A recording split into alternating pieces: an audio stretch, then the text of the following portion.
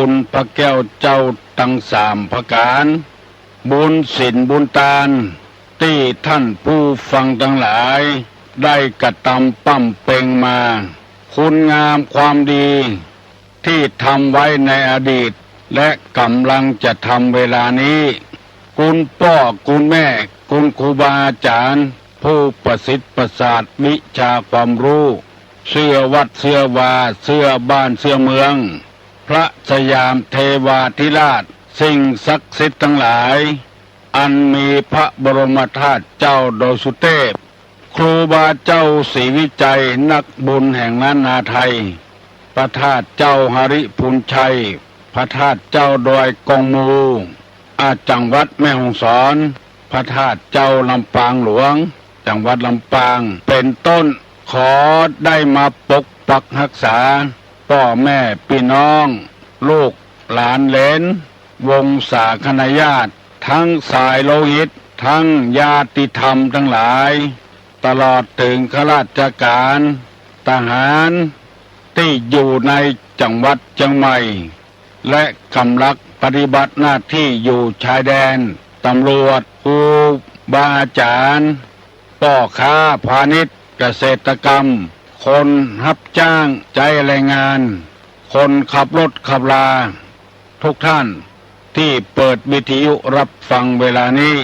เพื่อปากันมีความสุขกายสุขใจเหมือนกันทุกคน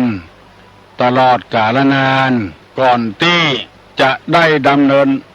รายการต่อไปนี้ขอปากันยกมือ10 นิ้วไว้พระพุทธพระธรรมพระสงฆ์เอาไว้เป็นสรณะที่เพิ่งปนมมือขึ้นว่าพร้อมกันอะระหังสัมมาสัมพุทโธ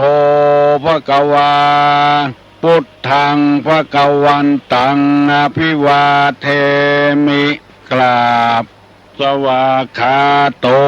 ภควตาธัมโมธัมมังนัมมัสสามิกราบสุปฏิปันโนภควโตสาวกสังโฆสังฆังนะมามิกราบ หันทมยังพุทธัสสะภควโตบุพภาคณะมะกะลังกะโลมาเสนะโมตัสสะภะคะวะโตอะระหะโตสัมมาสัมพุทธัสสะนะโมตัสสะภะคะวะโตอะระหะโตสัมมาสัมพุทธัสสะนะโมตัสสะภะคะวะโตอะระหะโตสัมมาสัมพุทธัสสะพุทธังสรณังกัจฉามิธัมมังสรณังกัจฉามิ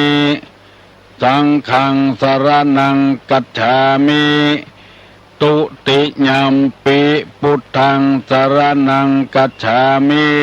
ตุติยัมปิธัมมังสรณังกัจฉามิ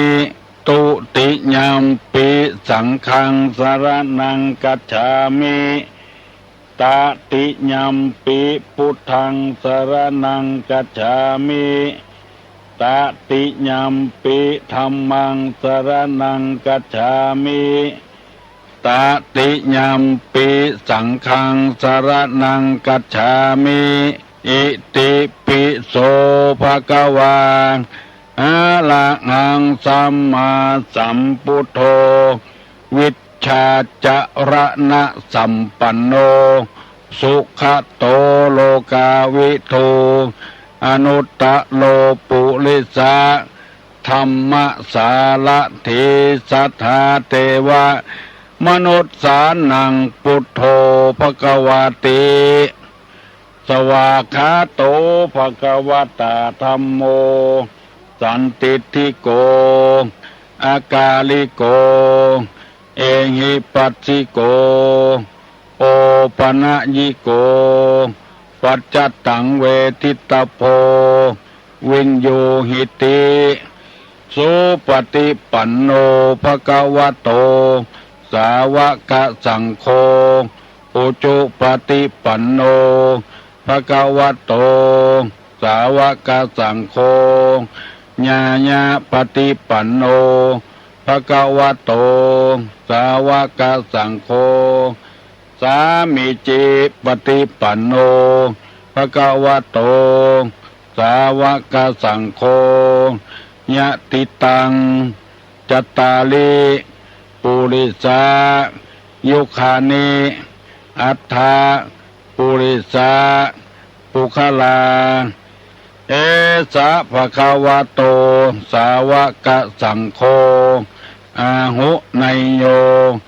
ปาหุไนโยทักขิไนโยอัญจลิกาลนิโยอนุตตะลังปุญญเขตังโลกัสสติกราบหนึ่งกราบสองกราบสามกาเลนะธรรมัสสวนังเอตัมมังคะละมุตตะมังมาแล้วเนื้อปอออกแม่ออกมาแล้วเสียงก้องเสียงกองเสียงมองต่ำเข้าเสียงตุเจ้าเทศนาธรรมมาถึงบ้านมาถึงเฮือนมาถึงในเฮือนมาถึงในมุ้งในสุดมาถึงเตาไฟมาถึงในห้องน้ำมาถึงในวัดมาถึงในรถมาถึงกุฏิกุฏางสำหรับท่านผู้ที่เปิดวิทยุ FM และสถานีวิทยุต่างๆที่เปิ้นถ่ายทอดมาถึงบ้านถึงจองถึงหอถึงเงินเนอตั้งอกตั้งใจฟังสุดโสสังละพะเตปัญญังฟังด้วยดีย่อมได้ปัญญาถ้าฟังบดีพกฟังเอากรรมผิดกรรมพลาดเอากรรมให้กรรมขาดก็อย่าไปได้จะไม่ได้ปัญญาฟังด้วยดีย่อมได้ปัญญาฟังด้วยบดีย่อมได้บปัญญาปัญญาก็คือความรู้ความเฉลียวความฉลาดฟังบดีก็ย่อมได้กรรมบ่รู้กรรมบ่เฉลียวบ่ฉลาดฟังไปเน้อพี่น้องทั้งหลายกูเจ้า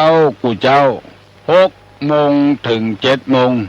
ตุลงจะนั่งประกาศธรรมให้ท่านทั้งหลายได้ฟังแล้วได้เก็บสอนอกสอนใจให้มีความรู้ความเข้าใจในธรรมเพราะว่าธรรมะนี้มีความจำเป็นสำหรับคนเป็นอย่างมาก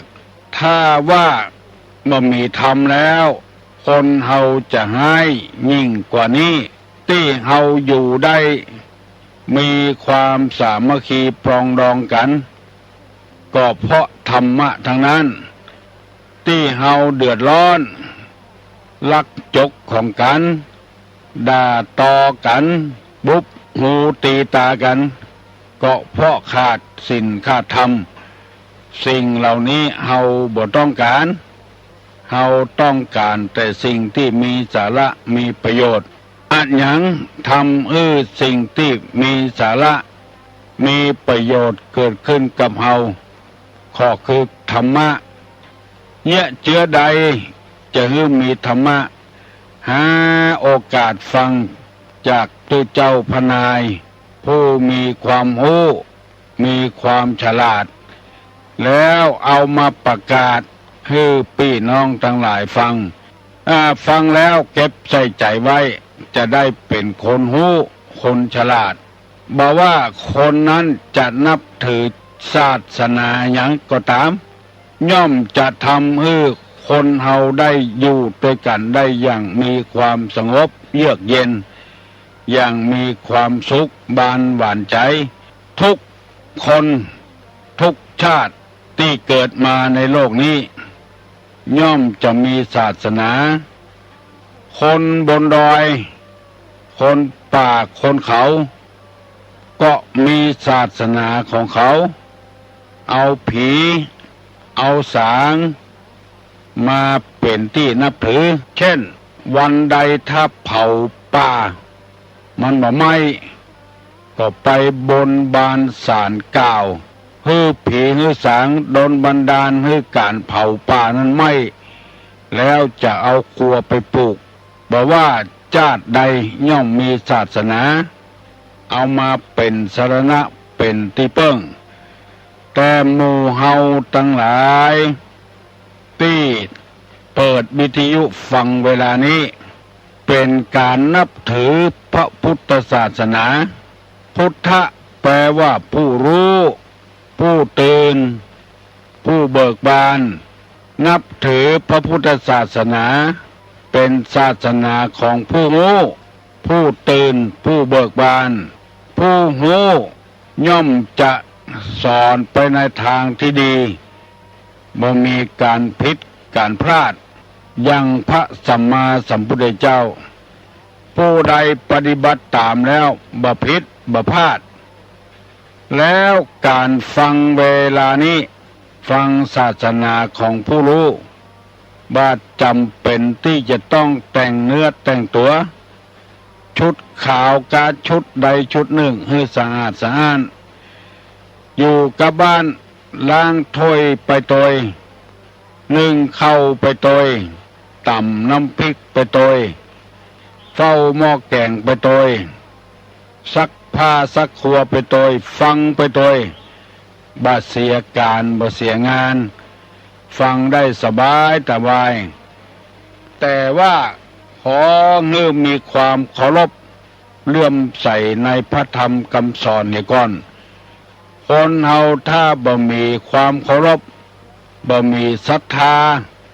บ่มีความเชื่อในธรรมแล้วทำมาอย่างลงไปมันไร้ผลถ้ามีความยึดมั่นถือมั่นมีความเชื่อแล้ว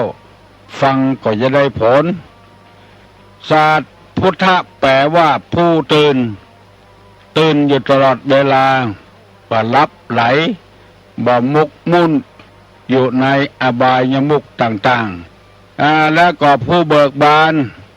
บ่มีการโศกบ่มีการเศร้าเสียแล้วเสียไปเพราะว่าของนั้นเป็นของนอกกายตายแล้วตายไปบ่พิไรลำพันธ์บ่โศกเศร้าแล้วก็หมดแล้วหมดไปบ่พิไรลำพันธ์บ่โศกบ่เศร้าเป็นคนหูตอยตื่นตอยเบิกบานตอยน่าจะขอเชิญชวนท่านผู้ฟังทั้งหลายได้ปากันฟังธรรมะในทางพระพุทธศาสนาเพื่อจะสอนให้คนเหล่านี้มีกิริยามารยาทเป็นที่เรียบร้อยเข้าหากันดูแล้วมันงามมันผ่องใสเหมือนกับผ้าที่เฮาพับแล้วงามๆเอาใส่ตู้เป็นระเบียบเรียบร้อยดีทางเฮาบ่ได้ยึดเอาธรรมะไว้เหมือนกับของเอาใส่ตู้ใส่ที่อื่นไว้มันคานกันมันดูบ่งามการที่ทำจิตใจอ่อนน้อมผ่องใสมีจิตใจที่อ่อนน้อมอ่อนโยนเหมือนกับผ้าที่เราพับเป็นระเบียบเรียบร้อยเอาไว้เป็นจันเป็นจันกางเกงเอาไว้ที่หนึ่งเสื้อเอาไว้ที่หนึ่งเป็นย่างเป็นเกิบเป็นก้อนบะสูนสารอุ่นอานกันเอาไว้ของไผ่ของมันมองแล้วมันม่วนตาเข้าไปแผ่ม่วนใจหมู่นี้เป็นต้นตุลงได้นำเอากรรมที่เป็นระเบียบเรียบร้อยมาเสนอให้พี่น้องทั้งหลายได้ฟังหลายวันแล้วลักษณะของคนที่สงเงียมเจียมตนถ้าว่าเป็นไปได้ทุกคนสงเงียมเจียมตนนี้มันจะงามเป็นระเบียบเรียบร้อยบ่ากระดกกระดักแล้วก็ม่วนตาม่วนใจตัวหมู่นี้เป็นต้นวันนี้จะได้นำเอามาเสนอเหมือนเก่าเหมือนเดิมทั้งหมดกันมี11 ข้อ ตุลุงได้อธิบายมาแล้ว หลายข้อแล้ว4 ข้อ 5 ข้อแล้วหนึ่งให้มีใจอ่อนน้อมใจอ่อนน้อมอันนี้ถ้าใจอ่อนแล้วกายก็จะอ่อนตยปากก็จะอ่อนตยถ้าใจกระด้างแข็งร่างกายก็กระด้างแข็งปากก็กระด้างแข็งฟังก็บ่ม่วนพอก็บ่ม่วนข้อที่สองมามีความเจียมตนสงเงียมเจียมตนบ่อวดปากกล้ากางแข็งหูแล้วก็ทำเป็นบ่หูเหี่ยก่อนคือเปิ้นอู้ของเปิ้นบางคนมันถึงมีบัดเจียมตนหูล็อกเหลือเปิ้นถามกำลังถามเปิ้นสบายดีกาเปิ้นก็จะตอบว่าสบายแล้วก็เปิ้นก็จะอู้เรื่องราวของเปิ้นบางคนนี่ยังบัดทันได้อู้เด้ออู้ไปก่อนแล้วหมู่นี้บัดเจียมตนลืมไปฟังอู้เปิ้นว่าลูกเปิ้นให้มันก็ลูกมันให้เหมือนกันนะอู้นักเหลือเปิ้นก่อนถามว่าลูกคนนี้ดีก็เปิ้นกำว่าโอ้ใครสนห้อยลูกข้าก็อย่างเงี้ยสนเหมือนกันกำเดียวก็สตางค์กำเดียวก็ตกหันตกนี่อันเนี้ยบัดเจียมตนทั้งที่เฮาถามเปิ้นเฮาเลยมาอู้เหี่ยคนเดียวอันเนี้ยเฮาลืมไปบ่มีไผสั่งบ่มีไผสอนฮือเปิ้นอู้ของเปิ้นเนี่ยก่อนกะเฮาไปฟังอู้เรื่องของเฮานี่หยังกันว่าเปิ้นผัวเปิ้นขี้เหล้าผัวมันก็ขี้เหล้าอีแหละเมาะอันเนี้ยมันแปลกนะคนเฮานี่นะมันบ่ได้สงเงียมเจียมตนว่าอันใดไปบ่ได้กึดข้อที่3บ่ถือตัวข้อที่4ไม่ยิ่งยโสข้อที่5ทำตนเหมือนผ้าเช็ดเท้าทำความสะอาดทุกเปิ้นเตียวที่ไหนก็จะสะอาดสะอ้านข้อที่6ทำตนเหมือนกับโคเขาขาดโคเขาขาดโคนี่ก็งัวเนี่ยเหมือนกับงัวที่บ่มีเขาหรือเขาปุดไปบ่นับได้นับควิดไผบ่นับได้นับไปตักไผว่าฮือไผพิจารณาฮือถูกต้องก่อนจะไปเบรกไผช่องหน้าส่องตาลงไปคนที่มันบ่ฮู้จักมักปุ้นกันคนที่บ่ใจเป็นเกยกันเป็นส่วนตัวเป็นโคเขาขาดบอกควิดไผเพราะว่าเหมือนกับบ่มีเขาบ่มีคำฮู้อู้กับครูบาอาจารย์อู้กับผู้เฒ่าผู้แก่อู้กับพระสงฆ์พระเจ้ามีกิริยาวาจาเรียบร้อยบางคนตุลุงไปได้ยินเขาใส่มันใครเกินลงไปเหมือนกับงัวไม่เป็น3 เขา4 เขาคันเตื้อเฮาไปเยี่ยมคนป่วยเฮาใครถามคนป่วยจะได้ระบายความรู้สึกจากจิตจากใจให้เฮาฟังทั้งที่คนป่วยยังอู้ได้อยู่เจียะตอนเฮาถามกำใดไปคนที่เฝ้านี่อธิบายให้เสร็จคนที่เป็นพญาติยังอู้ได้ไปเปลืองอยู่บ่ฮือได้อู้แล้วคนที่เฝ้าคนเป็นพญาติอู้เหี่ยหมดเฮาก็ตั้งใจไปเยี่ยมคนเป็นพญาติบาดใจว่าไปเยี่ยมคนเฝ้าอธิบายให้เรียบร้อยถ้าเปิ้นปากบ่ได้บ่ฮู้สึกตัวอันนั้นก็ว่าไปทำอย่างเตื้อเฮาถามผัวเมียตอบเปีย ถามเมียผัวตอบไปเหรอเปิ้นอู้กันพ่องแบ่งกันอู้เหี่ยพ่องอย่าไปฟังอู้คนเดียวมันเป็นมารยาทอย่างหนึ่งแล้วมันเป็นคุณธรรมอย่างหนึ่งถ้าเฮายังบ่ทำตัวเหมือนกับงัวเขาปุดเขาขาดมันจะควิดไปเลยอย่างเงี้ยว่าไปเลยอย่างเงี้ยไปต่อยกัน4 คน5 คนเปิ้นสัมภาษณ์เปิ้นถาม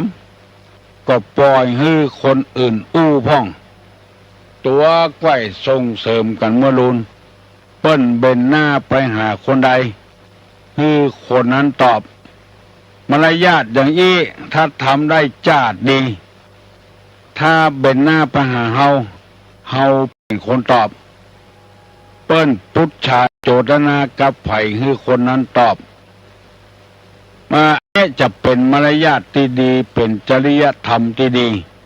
เป็นคนที่คุณธรรมที่ดีเพราะว่าตุลุงมีประสบการณ์เรื่องนี้มาเปิ้นถามผัวก็ผัวตอบเปิ้นถามเมียก็เมียตอบไปเยอะนะเปิ้นบ่ใจเค้นเอาความอย่างใดมันเหมือนกับเปิ้นสอบคดีถ้าผัวพิษพ้องเฮาก็บ่ทักท้วงในตีห้านะมันแล้วกันไปบางคนนี่บ่ใจอย่างนั้นเปิ้นว่ามากับกัน5 คนกับกันเอาแล้วบ่ใจโล4 คนนะกะนายนั้นมันไปเบรกกันส่งหน้าส่งตามันผิดจรรยามารยาทของคนที่จะเป็นคนดีได้เพราะฉะนั้นที่ตุลุงนำมาเสนอบางคนก็หูบางคนก็บ่หูพี่หู2น้องหู1เฮาต้องเป็นคนมีจิตวิทยาโดยวิทยาทางจิตเปิ้นใครอู้คนหนึ่งตัวไปตอบแทนเหียบ่มีจิตวิทยาเปิ้นตอบผิดน้อยเดียวเปิ้นก็บ่ใจเอาความอย่างตัวใดเปิ้นว่า5 คนตัวหันมี4 คนก็ดักไว้หั่นเนี่ยมันแล้วกันไปเหียถ้าจะว่าก็ว่าตอนที่เปิ้นไปแล้วไม่ใช่5 คนนะตะกี้นะ4 คนเนอะอย่างกับมีลูกศิษย์ของตุลุงตัวหนึ่งเขาว่าเปิ้นมาถามว่าตุลุงเดี๋ยวนี้ดังนะเปิ้นเอาเห็นแล้วเดี๋ยวหลวงพ่อเดี๋ยวนี้ดังไปแถวสมุทรปราการโน่นว่าเอาเห็นแล้วผิดเห็นแล้วถ้าเขาตักคำหั่นมันจะอายเพราะว่าตะกี้ว่าผิดเนอะไอ้ยังดังไปถึงอีกอ่ะแผ่วนี่เป็นกำเมืองโลกไม่ใช่กำไทยโลกเขาต้องว่ากันมลุนแล้วมันบัดจังกันถ้าไปเบรกกับมันเนี่ยเอาไม่หลายอย่างลองเกิดเอาเถอะจะไปฟังแซงกันเหมือนกับบ่หูอย่างก่อนทำเป็นงัวเขาวอกเขาคาดบ่ต้องไปควิดไปลุบฟังจนบ่หูเรื่องอันนี้เป็นข้อที่6ที่ตุลุงนำมาเสนอทำเหมือนกับโคเขาขาดแล้วเปิ้นจะฮักกำอู้กำจ่าของเฮา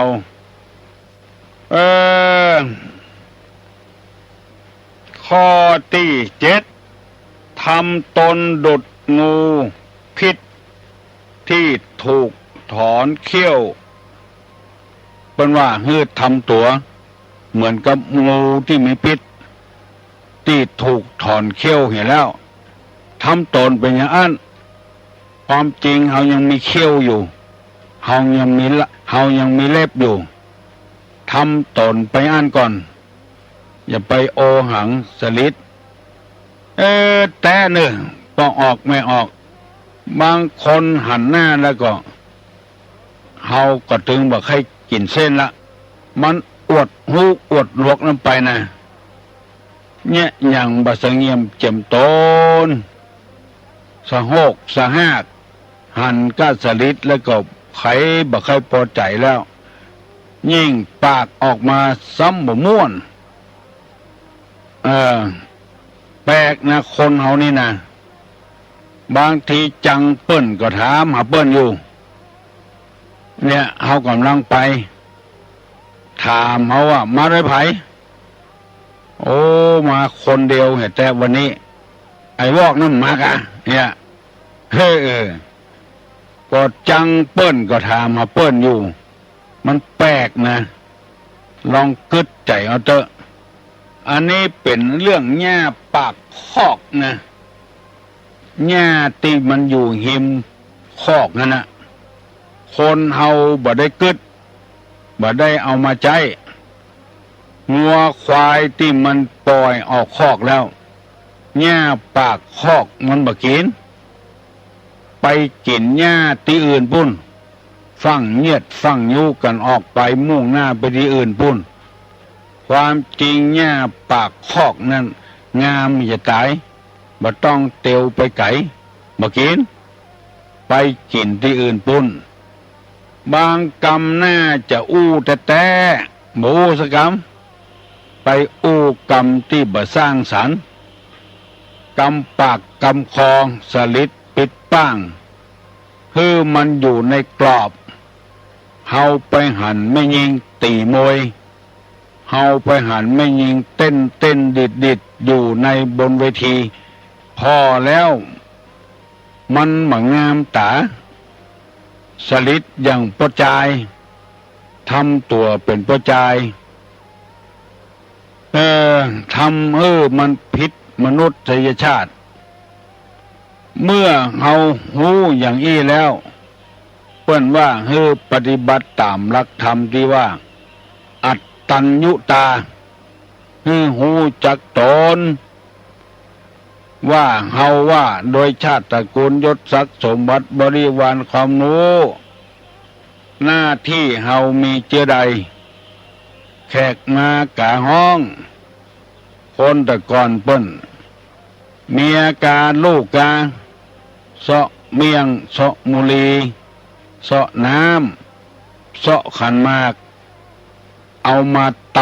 ำผัวอู้เหี่ยคนเดียวเมียก็ไปแยกการตับแตบตั้งในเฮือนบางทีนี่บ่ไปเสาะหยังสักอย่างเปิ้นมาหาบ่ได้ทำตามหน้าที่บ่สังเงียมเจียมตนเจ้าว่านั่นเป็นงูที่มีพิษแทนที่จะเอาน้ำเอาต้ามาสู่ให้เปิ้นกินเอาผ้าเย็นให้เปิ้นเจ็ดเนื้อเจ็ดตัวสุนกับผัวเปิ้นถามผัวตัวตอบแทนอันเนี้ยมันเป็นหญ้าปากคอกผู้หูตั้งหลายเปิ้นหันแล้วเปิ้นติเตียนในใจว่าหมอนี้ยังมาเกินกับผัวแตะผูกเกินว่าใครได้ความจริงแต่เอาตอบแทนเปิ้นอาจจะเป็นความจริงก็ได้เปิ้นมาหาไผเปิ้นมาหาเมียก็ให้เมียต้อนรับ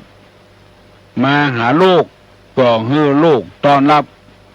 บาปไปยุ่งกับลูกกับเต้าทำเหมือนกับงูที่เปิ้นเอาปิดออกแล้วงูบ่มีปิดเถอะแล้วมันโล่งใจนะอันนี้กำหูกำลักที่สอนพี่น้อง10 ชาวชาวบ้านได้นำไปประพฤติปฏิบัติเปิ้นถามผู้เจ้าเน้นตอบแทนเนี่ยขโยมตอบแทนเนี่ยไปที่ไหนลุงไปมานิมนต์เปิ้นนิมนต์วันที่หยังเปิ้นบอกวันที่นั้นที่นี้เปิ้นมาว่างอย่างนี้เป็นต้นควันที่จะเปิ้นไปหาตุหลวงไปหาเจ้าอาวาสแล้วเจ้าอาวาสจะได้บอกให้เปิ้นตามความจริงจะได้รับนิมนต์บ่ได้รับนิมนต์มันเหลือกันแสดงปิดออกมาผูกออกมานั้นมันบ่งามบ่ดี ยายามปฏิบัติตามหลักธรรมนี้เถอะถ้าเฮาได้เนี่ยจะอี้แล้วจะมีคนฮักจะมีคนชอบสังคมเฮาก็อยู่กันม่วนอกม่วนใจถ้าเปิ้นอยู่ที่ไหนตั้งใดนำเปิ้นไปหาอันนี้ก็ไปทำยังเป็นการต้อนรับขับสู้กับคนเฮาหูไปเหี่ยปัดตกปัดเสียงนั้นมันไปล้ำเปิ้นมันมีปิดบางทีก็ปิดน้อยเดียวหูน้อยเดียวถามไปบ่หูเรื่องละหูเปิดปั้นตักมือดักหัวอยู่อย่าไปฟังเตื้อเหมือนกับเฮาบ่หูบ่ลวกอย่างเนี้ยคบคนได้กูจันกูระดับเข้าจันไหนก็ได้คนจะอีเตื้อเฮาไปถามคุณงามความดีทำไว้ไปอ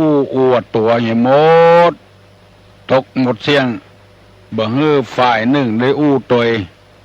คนสองคนนั้นนะตัวเหี่ยวคนเดียวพี่น้องต่างหลายลองเปิดทีวีพอเถอะบางทีเอาเป็นดีดูมาบ่ได้หมอนั้นเหี่ยวคนเดียวหมดมาเปลี่ยนกันคนฟังมันก็อารมณ์เสียหมอนี่อย่างจะได้มาด้วยกันสองคนปล่อยเมื่อเปิ้นดักไปเหี่ยตัวเหี่ยวคนเดียวหมดในวิทยุก็ตามเด้อสนทนาปราศัยกันในวิทยุ3 คน4 คนกับกันเปิ้นบ่ได้สักคนมันไปประตกประเสียงไผ่แม่นเอามาก็ต่อไผ่แม่นเอามาก็ต่อพอแล้วมันบ่ม่วนตาบางคนรำคาญปิดวิทยุปิดทีวีบ่ฟังบ่พอเปลี่ยนกันคนกำ2 กำแล้วต่างคนต่างมีความรู้เหมือนกันความรู้นี่อาจเรียนเทียบเท่ากันได้แต่ว่ามารยาทการกันจานั้นมันเทียบเท่ากันบ่ได้ยศย่อนผ่อนญาณเอากันเอาแบบที่พระพุทธเจ้าของเฮาเรียกว่ามัชฌิมาปฏิปทาเดินสายกลางเฮาก็อย่างเดียวกันที่ฟังเวลานี้ใครเต็มที่ก็หยุดเสียก่อนเปิ้นเสียก่อนถ้ามันฉายเดียวนี่ก็บอกว่าอย่างตุลุงประเดียวนี่คนเดียวได้ตลอดเวลาถ้ามีเพื่อนมาเหียเฮาก็เปิดโอกาสให้เปิ้นเหียพ้องเอาละเน้อพี่น้องคองป่ายทั้งหลายขวายละเน้อไผ่ตี้ยังบ่ลุกเห็นเน้อวันเสาร์วันนี้เถิงเพิ่นจะปิดการปิดงานก็นอนอยู่ก็ได้ตื่นเหียฟังธรรมะธรรมโมให้เข้าอกเข้าใจฮัลโหลครับผมขอถามปัญหาหน่อยเนอะขอถามปัญหาว่าอคติ4เนี่ยมันมีอย่างพ่องใจก็เดียวว่าอคติ4มี4 ข้ออคติ4มีสั่งพ่องจาไผ่ตอบได้ตอบมาเนอะฮัลโหลเอาไว้สาเจ้าตุลุงเจ้าได้เลยเนาะได้เลยอคติ4 1อคติ4มีฉันทาคติลำเอียงเพื่อชอบโทสาคติลำเอียงเพื่อชังโมหคติลำเอียงเพื่อหลงพยาคติลำเอียงเพราะกลัวเจ้าเอาทำการว่าฉันทาคติคติลำเอียงเพื่อชอบโทสาคติอีกะลำดับดีลำเอียงเพราะชังโมหคติลำเอียงเพราะหลงพยาคติลำเอียงเพราะกลัวค่ะหมดละค่ะ ถูกต้องเนอะถูกต้องแล้ว โอ้ดีอกดีใจกับน้องพิสมัยฮัลโหลฮัลโหลภาษาถามปัญหาครับ หัวใจของนักปราชญ์มีสี่ข้อสุจิปุริอยากถามว่าสุคืออย่างจิคืออย่างปุคืออย่างลิคืออย่างครับเอาตอบแถมเนอร์หัวใจนักปราชญ์ภัยไข้เป็นบัณฑิตนักปราชญ์คือมีสุจิปุริสุจิปุริคืออันหยังฮัลโหลเอาไว้สายตอบครั้งหนึ่งตอบแถมแล้วหนึ่งสุคือการฟังสองจินี่คิดไตรตรองจินตนาการไตรตรองปุถาก็คือถามนะถามไต่ถามเพิ่นข้องใจแล้วก็ท้ายก็ลิค่ะคือจดเอาไว้ค่ะเพื่อสงสัยแล้วก็จดเอาไว้ถามแล้วเข้าใจแล้วก็จดเอาไว้ลิขิตเอาไว้ลิขิตเอาไว้ถูกต้องแล้วเนอะถูกต้องแล้วหัวใจนักปราชญ์ภัยไข้เป็นคนมีความรู้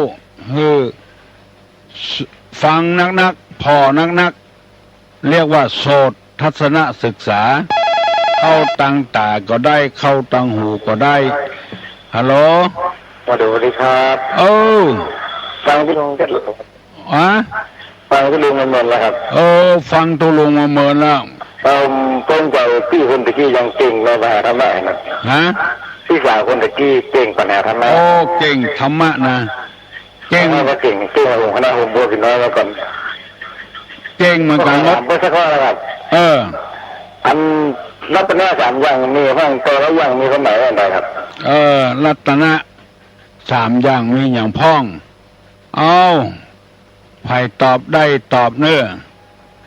รัตนะคืออันหยังสามอย่างมีอย่างพ้องเอาตอบมาเนื้อไผ่ตอบก็ได้พิสมัยตอบก็ได้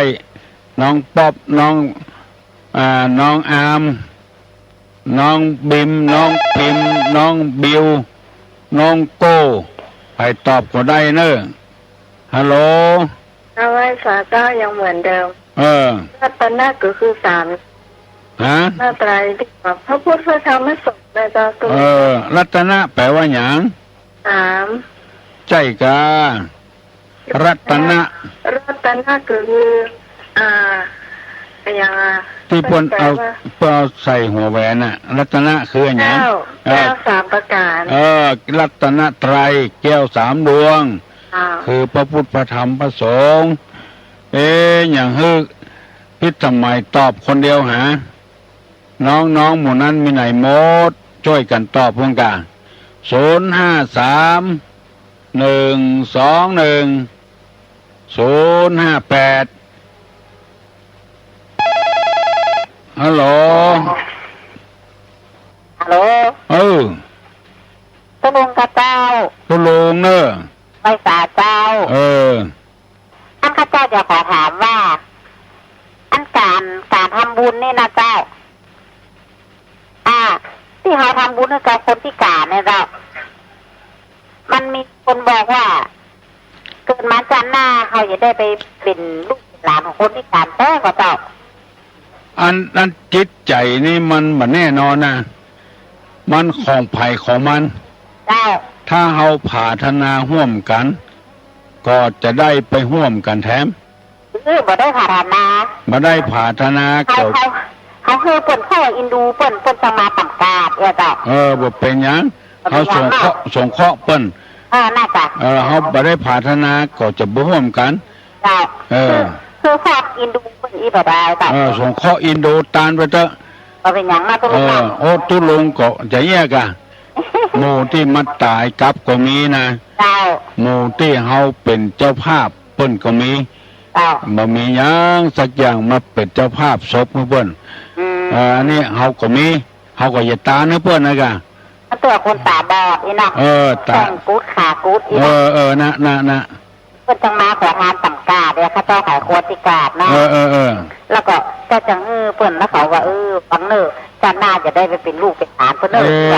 หมู่นี้มันเป็นมารเนอะไม่ออกเนอะ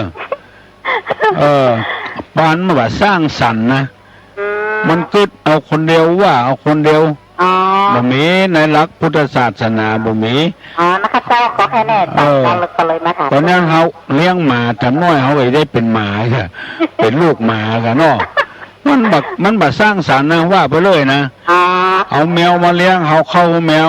แถมจ้าหน้าเลยได้เป็นลูกแมวแต่นะขอบคุณนะจ้าเจ้ามันบัดสร้างสรรค์นะฮัลโหลตุลุงเจ้าตุลุงเนอะถ้าไปหาที่วัดใกล้หูเบอร์โทรเจ้าหูเบอร์โทรเอากำปากกาเนอะ121ได้ละ100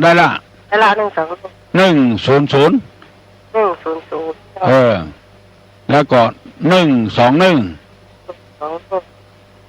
222แล้วก็057 233แล้วก็233แถมอัน2อันตำบลนี่ไปกดอย่าไปลืมกด053เนอะ053 121 100แล้วก็253 121 222 057 233 233ถ้าใครมาหาตุลุงนะขึ้นมาติกิโล10เนี่ยมาตังมะลิมนะมีพัดนาคปกใหญ่ๆ9 ศอก 9 นิ้วอยู่หน้าวัดนะอยู่ทางเหนือประตูนั่นไม่ออกอยู่ที่ไหน